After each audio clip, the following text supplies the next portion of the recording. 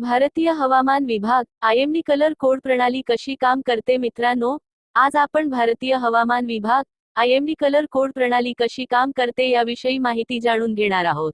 मित्रांनो, याआधी तुम्ही हवामान विभागाने दिलेल्या green alert, yellow alert, orange alert आणि रेड अलर्ट या नावांविषयी ऐकले असेल, पण याविषयी तुम्ही डिटेल्समध्ये माहिती जाणून घेण्याचा प्रयत्न केलेला आहे का? नाही तर आज आम्ही तुम्हाला याविषयी संपूर्ण माहिती देणार आहोत। चला तर जाणून घेऊया भारतीय हवामान या कलर कोड प्रणालीचा वापर कशा प्रकारे करते आणि याचा उपयोग काय आहे।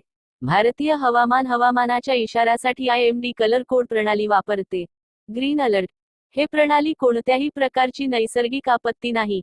हा कलर कोड देणे मागचे कारण म्हणजे वातावरण सामान्य असणार आहे। सामान्य हवामानासाठी हा अलर्ट वापरला जातो।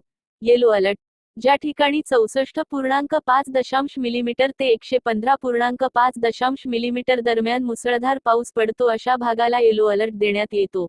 ऑरेंज अलर्ट ज्या ठिकाणी 115.6 मिलीमीटर ते 204.4 मिलीमीटर पर्यंतचा पाऊस पडणार आहे, अशा भागाला ऑरेंज अलर्ट नाव देण्यात येते। या ठिकाणी सर्वात जास्त मुसळधार पाऊस पडला जातो। ऑरेंज अलर्ट जारी केल्यानंतर प्रवासामध्ये व्यत्यय, रस्ते आणि रेल्वे बंद होते, वीज खंडित होण्याची शक्यता असते।